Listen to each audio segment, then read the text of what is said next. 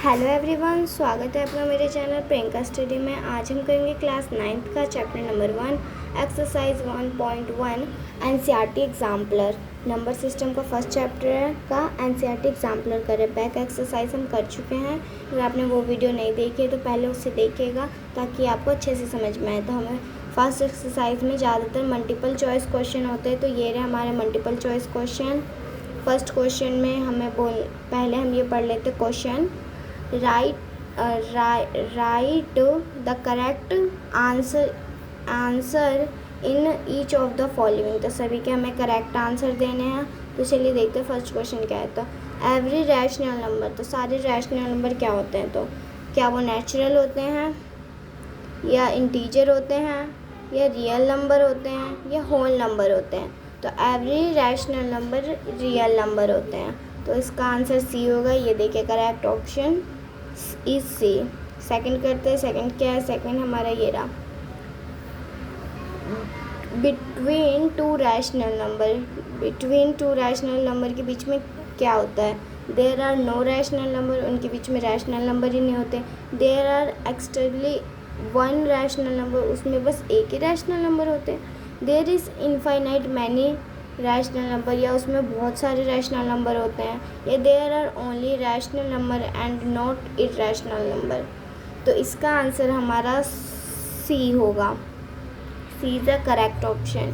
Because जब हमने back exercise अगर आपने की है तो आपको पता होगा कि हम 1, 2 जैसे कि हमारे पास 2/1 और 3/1। तो अगर हमें इसे रैशनलाइज करना होगा तो हम 2 को भी 10 से करेंगे और 1 को भी 10 से करेंगे, तो हमारे पास आएगा 20/10।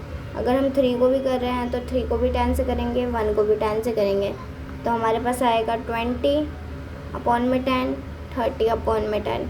अब इसके बीच में भी काफ़ी सारे रैशनल नंबर आते हैं कि देखिए जैसे कि 21/10, 22/10। ऐसे हमने बैक एक्सरसाइज में किया है तो हमें पता है कि उसके अंदर इरैशनल और रैशनल नंबर दोनों होते हैं। तो ये गलत हुआ। उनके बीच में एक रैशनल नंबर तो होता ही नहीं है, बहुत सारे होते हैं, और उनके बीच में कोई एक भी रैशनल नंबर ना हो, ये तो हो ही नहीं सकता। तो करेक्ट ऑप्शन क्या हुआ? करेक्ट ऑप्शन हमारा सी हुआ। चलिए देखते हैं थर्ड क्वेश्चन। थर्ड क्वेश्चन है decimal representation of a rational number is can not be. जो डेसिमल हम एक्सपेंशन करते हैं वो कैसा नहीं होता है? तो कैसा नहीं होता है? क्या वो टर्मिनेटिंग नहीं होता है, या नॉन टर्मिनेटिंग नहीं होता है, या नॉन टर्मिनेटिंग रिपीटिंग नहीं होता है, या नॉन टर्मिनेटिंग और नॉन रिपीटिंग होता है? तो किस टाइप का होता है हमारा डेसिमल तो हमारा जो डेसिमल एक्सपेंशन होता है वो होता है नॉन टर्मिनेटिंग और नॉन रिपीटिंग। तो इसका आंसर हो गया डी। ये रहा करेक्ट ऑप्शन डी। अब हम करते हैं फोर्थ क्वेश्चन। तो फोर्थ क्वेश्चन ये रहा, the products of any two irrational number. जो इरैशनल नंबर के बीच के प्रोडक्ट्स होते हैं वो कैसे होता है? ऑलवेज इरैशनल होते हैं, हमेशा इरैशनल होते हैं, ऑलवेज रैशनल होते हैं, या ऑलवेज इंटीजर होते हैं, या डी ऑप्शन समथिंग इरैशनल और समथिंग रैशनल। क्या होता है? तो कभी कभी तो जो प्रोडक्ट्स होते हैं वो रैशनल निकलते हैं, कभी कभी इरैशनल निकलते हैं। तो हमारा option number D is a correct. यहाँ लिखा है डी इज़ अ करेक्ट। कभी कभी वो रैशनल निकलते, कभी कभी इरैशनल निकलते हैं। Fifth, the decimal expansion of a number √2 is. जब डेसिमल एक्सपेंशन करेंगे √2 का तो क्या निकलेगा? तो √2 का क्या वो अच्छे से पूरा डेसिमल उसका अच्छे से टर्मिनेट हो जाएगा, या 1.414221 होगा डेसिमल एक्सपेंशन, या नो टर्मिनेटिंग नो रिकरिंग होगा, नॉन टर्मिनेटिंग नॉन रिकरिंग होगा? तो करके देख लेते डेसिमल एक्सपेंशन क्या होगा। तो चलिए √2 का हम डेसिमल एक्सपेंशन करेंगे तो उसका आंसर आएगा हमारा 1.41421। ये होगा उसका डेसिमल एक्सपेंशन। यहाँ लिखा भी है ऑप्शन बी इज़ करेक्ट। तो चलिए अब सिक्स्थ क्वेश्चन पे आते हैं। तो सिक्स्थ क्वेश्चन है which of the following is irrational. इसमें से इरैशनल कौन है? तो हम देख लेते हैं कि कौन सा पार्ट है, तो हमें सॉल्व करके देखना होगा। तो चलिए सॉल्व करते हैं। तो देखते हैं सबसे पहले वाले में तो देखिए ये 4 किसका स्क्वायर है, 2 का। 9 किसका स्क्वायर है, 3 का। तो ये तो आ गया ना PYQ के फॉर्म में, मतलब रैशनल नंबर। तो ये तो हमारा होएगा ही नहीं। यहाँ मैं लिख देती हूँ रैशनल।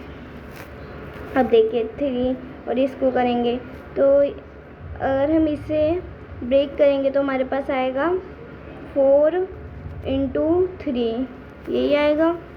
नीचे √3 का √3, और जब हम इसको स्क्वायर करके निकालेंगे तो हमारे पास आएगा ये 2 √3 से √3 बचा क्या, 2, और 2 को हम PYQ के फॉर्म में लिख सकते हैं।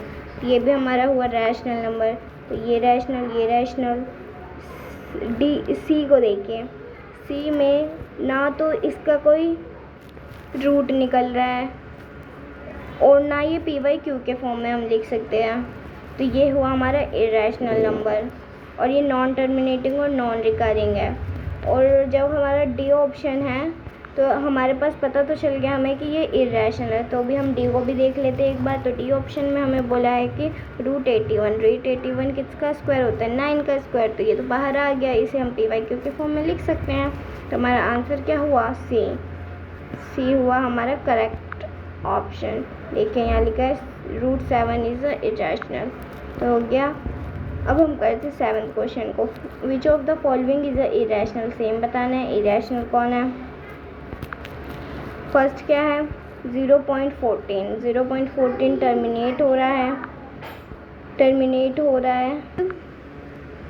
फर्स्ट वाले देखिए तो 0.14 हमारा टर्मिनेट हो जाता है। टर्मिनेटिंग नंबर तो कभी भी इरेशनल नहीं होता है। सेकंड को देखते हैं, B को। तो सेकंड को देखिए, सेकंड में हमारा है 0.1416। 16 पर बार लगा है, मतलब ये नॉन टर्मिनेटिंग है और रिकरिंग है, क्योंकि 16 बार बार रिपीट होगा, क्योंकि 16 के ऊपर बार लगा। तो ये भी हमारा रैशनल नंबर हो गया। कि हम इरेशनल नंबर वो नंबर होते हैं जिनका डेसिमल एक्सपेंशन नॉन टर्मिनेटिंग और नॉन रिकरिंग आता है। तो इसमें से तो अभी कोई नहीं है, नॉन टर्मिनेटिंग, नॉन रिकरिंग। और लास्ट वाले को देखिए, लास्ट वाले में क्या 0.410। देखिए ना तो ये रिपीट हो रहा है और यहाँ पॉइंट लगा, मतलब ये अभी और होगा। तो ना तो ये टर्मिनेट हो रहा है ना ये रिपीट हो रहा है। तो हमारा आंसर क्या होगा, हमारा आंसर होगा D। तो D is a correct option. ठीक है, यहाँ पे भी लिखा है करेक्ट ऑप्शन इज़ D। तो चलिए अब हम करते हैं 8th क्वेश्चन को। A rational number is between 2 and 3। 2 और 3 के बीच के रैशनल नंबर बताने हैं। तो चलिए देखते हैं रैशनल नंबर क्या होंगे 2 और 3 के बीच के। देखिए हमें पता है कि √2, अगर हम √2 का देखें तो डेसिमल एक्सपेंशन ये आता है 1.414213 √3 का देखें तो हमारे पास डेसिमल एक्सपेंशन 1.72720500807 आता है। तो इनके बीच में देखिए, इनके बीच में ये और इसको देखिए, इनके बीच में आ सकते हैं 1.5 और 1.6 लाई कर सकता है, क्योंकि 1.4 तो यही हो गया, क्योंकि इनके बीच में बताना है। तो ये इनके बीच में 1.5 या 1.6 लाई करेगा, तो ये तो होगा नहीं, ये भी नहीं होगा। देखिए ये 1.5 होगा और ये तो इससे ज़्यादा हो जाएगा, क्योंकि यहाँ 1.7 है, तो इससे ज़्यादा नहीं लेना है, इनके बीच के लेना है। तो हमारा करेक्ट ऑप्शन क्या होगा, C। एक यहाँ लिखा है the correct option is C। अब हम करते हैं 9th को। तो 9th क्या बोल रहा है, तो 9th क्वेश्चन क्या है, द वैल्यू ऑफ 1.999। इसका मतलब 9 के ऊपर बार लगा है तभी वो रिपीट हो रहा है। In the form of P/Q where P and Q is integer and Q is not equal is 0। Basically हमें इसे रैशनल नंबर बनाना है, ये रैशनल है, तो कैसे बनाएंगे। तो बैक एक्सरसाइज में भी है और हम फिर से कर लेते हैं। तो चलिए सॉल्व करते हैं। तो सबसे पहले हम क्या करते हैं, जो हमें डिजिट दी होती है हम उसी को फर्स्ट इक्वेशन मान लेते हैं। सेकंड बनाने के लिए हम क्या करते हैं, बार 1 पे लगाए तो 1 मतलब 10, तो 10 से करते हैं। तो 10 से जब करेंगे तो एक 9 बाहर आ जाएगा, इसमें से बहुत सारे 9, तो ये सेकंड इक्वेशन बन जाएगा। इनको जब हम सब्ट्रैक्ट करेंगे तो 1x से 10x गया तो 9x, बार से बार कटा तो बचेगा कि 19 में से 1 गया तो 18 बचेगा।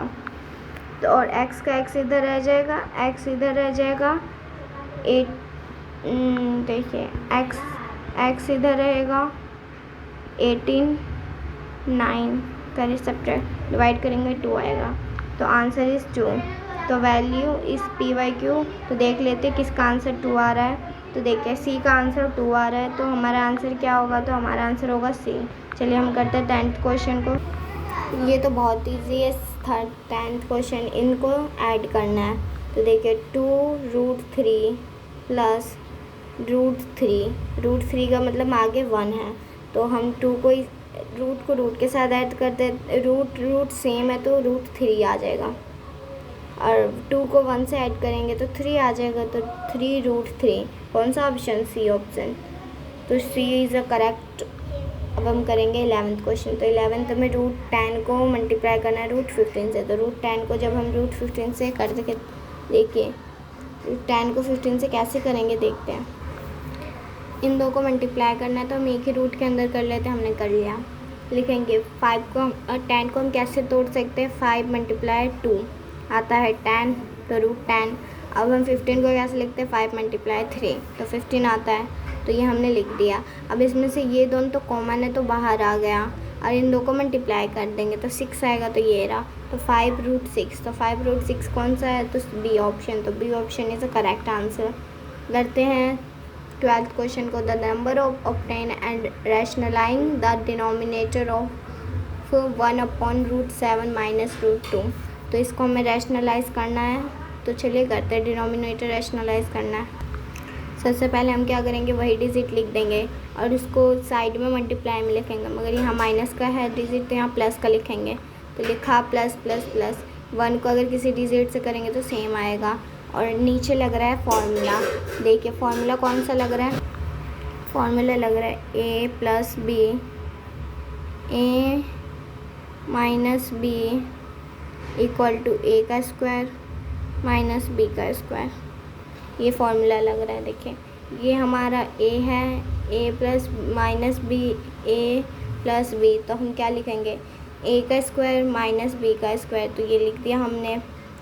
रूट से रूट कैंसिल तो बचा, ऊपर के डिजिट सेम उतरेगी, रूट से रूट कैंसिल तो ये, और 2 का स्क्वायर 4, इन दोनों को सब्ट्रैक्ट करेंगे 3, और ऊपर के डिजिट सेम, तो हमारा आंसर आया √7 + 2/3। तो ऐसा कौन सा है ऑप्शन, देखते हैं। तो ऑप्शन बी हमारा करेक्ट होगा। तो option B is a correct. अब हम करते हैं 13 क्वेश्चन को। तो 13 क्वेश्चन हमारा है, ये किसके इक्वल है, तो हमें बताना है 1/√9 - √8 किसके इक्वल है। तो चलिए देखते करते कैसे हैं। तो सबसे पहले तो डिनोमिनेटर को रैशनलाइज करते हैं। तो सेम डिजिट उतार ली, यहाँ माइनस में यहाँ प्लस में, ऊपर की डिजिट को 1 से किसी को करेंगे तो सेम डिजिट आएगी, नीचे वो सेम फार्मूला लग रहा था हमने लगा दिया, रूट से रूट कैंसिल, बचा क्या 9 - 8 बचा। और ऊपर हमने क्या किया, यहाँ रूट का रूट रहने दिया, ये किसका स्क्वायर है, 3 का स्क्वायर, ये किसका क्यूब है, तो ये है 2 का क्यूब है, ये 3 का स्क्वायर है, तो हमने वही लिख दिया। नीचे हमने रूट से रूट कैंसिल कर दिया, तो हमारे पास आंसर क्या है, इससे सब्ट्रैक्ट करेंगे तो 1 आएगा, तो 1 को हम लिखते नहीं है, तो यही आ गया 3 + 2, क्योंकि जब हम इससे लिख लेंगे तो रूट से रूट कैंसिल, क्यूब से क्यूब कैंसिल रूट कैंसिल हो जाएगा, तो हमारे पास बचेगा 3 + 2 √2। तो ऐसा कौन सा नंबर है जो इसे सेटिस्फाई करता है, तो हमारा देखिए इसमें से ये D option is a correct. तो डी ऑप्शन हमारा करेक्ट हो गया। 14 करते हैं। 14 में क्या, तो हम देखते हैं 14 क्वेश्चन। तो 14 क्वेश्चन है, after rationalising denominator of 7/3 - 2√2 we get the denominator as. हमें रैशनलाइज करना है, बताना है कि डिनोमिनेटर में क्या आएगा। तो सबसे पहले करते हैं हम रैशनलाइज ही रहा। तो सबसे पहले हम क्या करते हैं, सेम डिजिट उतारते हैं, मल्टीप्लाई में वही डालते हैं, मगर साइन चेंज कर देते हैं, माइनस से यहाँ प्लस हो गया। अब 7 इनके साथ है मल्टीप्लाई में, तो हमने लिख दिया 7 मल्टीप्लाई में है। इसके ऊपर सेम फार्मूला लग रहा है यहाँ और यहाँ, रूट से रूट कैंसिल, रूट से रूट कैंसिल, तो हमारे पास क्या बचा 9 मल्टीप्लाई 3, 9 मल्टीप्लाई 3 होता है 27, 4 मल्टीप्लाई 2, 4 मल्टीप्लाई होता है 8, तो माइनस का माइनस, तो सेम ऊपर उतर गया यहाँ माइनस में और ये लिख दिया। अच्छा 27 में से 8 माइनस होगा तो 19 बचेगा, सेम ऊपर का वही, तो 19 है इसका डिनोमिनेटर का आंसर। तो कैसा 19, तो B option is a correct. तो देखें यहाँ बी में है हमारा 19 और यहाँ लिखा भी है बी इज़ अ करेक्ट। अब करते हैं हम 15 क्वेश्चन को। तो 15 क्वेश्चन है the value of root 23 plus root 42 upon में 4 प्लस 12 इज़ इक्वल, किसके इक्वल है तो हमें बताना है। तो चलिए सबसे पहले हम इससे करते हैं सिंप्लीफाई। तो सिंप्लीफाई करने के लिए देखिए इसको हम 16 मल्टीप्लाई 2 लिख सकते हैं, लिख दिया। इसको लिख सकते हैं 16 मल्टीप्लाई 3 लिख दिया। इसे लिख सकते हैं 4 मल्टीप्लाई 2 लिख दिया, 4 मल्टीप्लाई 3 लिख दिया। अब इसमें से कॉमन किया, ये इसका स्क्वायर होता है 4, इसका स्क्वायर होता है 2, तो हम बाहर कर लेते हैं 2, 4 इसका निकल गया, 4 इसका निकल गया, 2 इसका निकल गया, 2 इसका निकल गया, तो हमारे पास बचे क्या क्या, तो हमारे पास रूट में क्या क्या बचा, तो हमारे पास रूट में बचा रूट 2, रूट 3, रूट 2, रूट 3, तो हमने सेम लिख लिया। 4 हमारा बाहर आ गया, 4 हमारा बाहर आ गया, रूट 2, रूट 2, रूट 3, रूट 3। अब ये दोनों कॉमन है और ये भी दोनों कॉमन है, तो हम इसे कॉमन लिख लेते हैं, अंदर ब्रैकेट में 2 और 3 लिख देते हैं। सेम हमने नीचे किया है। तो ये तो हाँ, ये दोनों तो एक दूसरे से कैंसिल हो जाएंगे, सेम है। और इसको जब हम डिवाइड करेंगे तो हमारे पास आएगा 2 आंसर। तो हमारा आंसर क्या हुआ 2। तो क्या कौन सा ऑप्शन में 2 हमें आंसर दिया गया है, तो B option is a correct, B option is a correct. और देखें यहाँ पे भी लिखा है B option is a correct, तो हो गया। 15 क्वेश्चन भी सॉल्व। 16 देखते हैं। 16 इफ़ रूट 2 की वैल्यू ये है तो हमें बताना है कि इसकी वैल्यू क्या होगी। तो इजी है, इसकी वैल्यू कितने के इक्वल होगी, तो चलिए करते हैं, बहुत इजी है। सबसे पहले देखें, सबसे पहले नीचे डिनोमिनेटर को हमें रैशनलाइज करना होगा। तो हमने जैसे हम रैशनलाइज करते हैं, यहाँ प्लस में है, यहाँ माइनस में, माइनस में हो गया। पूरे के साथ रूट है, ध्यान रखना है हमें। फिर यहाँ पे भी रूट कर दिया।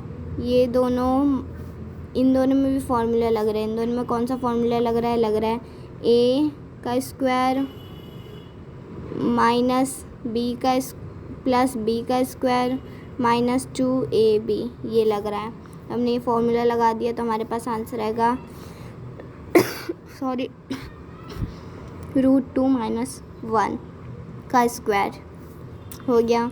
नीचे एक जो लगता है हमेशा formula a plus B, a minus B क्या होता है, a का स्क्वायर माइनस b का स्क्वायर। तो नीचे सेम फार्मूला लगा है तो लगा दिया, रूट से रूट, रूट से रूट कैंसिल, बचा क्या 2 माइनस 1, 2 माइनस 1 करेंगे तो 1 आएगा।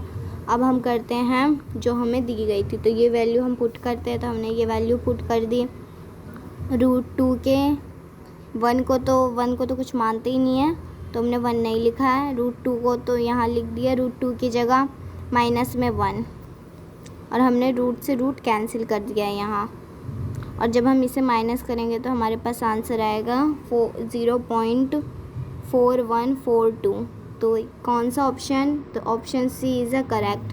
तो ऑप्शन सी करेक्ट, नीचे लिखा भी ऑप्शन सी करेक्ट। करते 17 हमें दिया है रूट 4, रूट 3 और रूट 2। तो इसको कैसे करेंगे, तो चलिए देखते हैं। तो सबसे पहले हम इसे सॉल्व करते हैं। तो हम क्या कर सकते हैं, हम देखें यहाँ रूट 2 है, ऐसे बाहर में जो हमारा 3 है हम उसे डिवाइड में 1/3 में लिख लेते हैं। रूट 2 रूट की 4 रूट 4, और जब हम इन दो को मल्टीप्लाई करेंगे तो हमारे पास आंसर आएगा 2/3। और जो हमारा यहाँ रूट में था हम इसे यहाँ डिवाइड में कर लेते हैं। हाँ, और ये दोनों का हम मल्टीप्लाई कर लेते हैं। तो जब हम मल्टीप्लाई करेंगे तो हमें लेना होगा 3 और 4 का एलसीएम। तो 3 और 4 का एलसीएम लेंगे तो हमारे पास आएगा 6। तो 6 आ गया बेस। और फिर एलसीएम लेने के बाद देखिए 6 आ गया। हम करेंगे इसको 3 से, तो हमारे पास आएगा 3 से डिवाइड करेंगे 2 और 4। हमारे पास फिर लास्ट में आंसर क्या आएगा 2, 1/6। तो हमारा ऐसा कौन सा नंबर है? तो C is a correct option यहाँ रहा। अब हम करते 17 को। तो 17 देखिए क्या है 17 the product of root cube 2 multiply root 2 और 4, 12 और 23। तो इक्वल किसके है? तो हमें इसे सॉल्व करना है। तो चलिए करते हैं। सबको हम पहले मल्टीप्लाई में लिख लेंगे। तो हमने देखे रूट 2 को भी लिख लिया, 2 को भी, और यहाँ भी। और यहाँ 32 को हम लिख सकते हैं 2 की पावर 5, क्योंकि देखिए 2/2/2/2/2 इक्वल टू 32। 1 2 3 4 5 टाइम्स, तो 5 2 की पावर 5। अब हमने ये लिख लिया है, तो हम इसे मल्टीप्लाई कर लेते तो आएगा 5/12। अब इन तीनों का एलसीएम लेंगे, आएगा 12। फिर हम सॉल्व करेंगे तो हमारे पास आएगा 12/12। 12 से 12 कैंसिल हो जाएगा, तो हमारे पास आंसर आएगा 2। तो कौन सा option? B option is a correct. करेंगे 19 वैल्यू ऑफ इसका 81 - 2√4। तो हमें इसकी वैल्यू बतानी है। तो इसकी वैल्यू हम कैसे बताएंगे, चलिए देखते हैं। हाँ, तो देखिए यहाँ पे हम क्या करेंगे, हम लिख सकते हैं 1/8 को 2 का हमने यहाँ लिख दिया, जो कि हमारे पास ये था 1/4 की फॉर्म में। तो 2 से 2 कैंसिल हो जाएगा, तो हमारे पास बचेगा 1/2। तो ये लिख दिया हमने 1/9। कौन सा? A option is correct. हम करेंगे अब नेक्स्ट क्वेश्चन हमारा 20। तो हम वैल्यू को ये तो बहुत ईजी है। 256 0.16 256 0.9। तो हमें इन्हें ऐड करना है। बेस सेम है तो बेस सेम है। इन दोनों को प्लस करेंगे, तो इनको प्लस करेंगे 0.5 आएगा। इसको हम लिख सकते हैं 1/4 की फॉर्म में। और 256 को भी 4 की पावर 4 लिख सकते हैं। हमने लिख लिया, ये कैंसिल हो जाएगा, हमारे पास बचेगा 4। तो कौन सा option? A option is a correct. और 21 के which of the following x के इक्वल है? तो एक्स के इक्वल कौन है, तो हमें बताना है।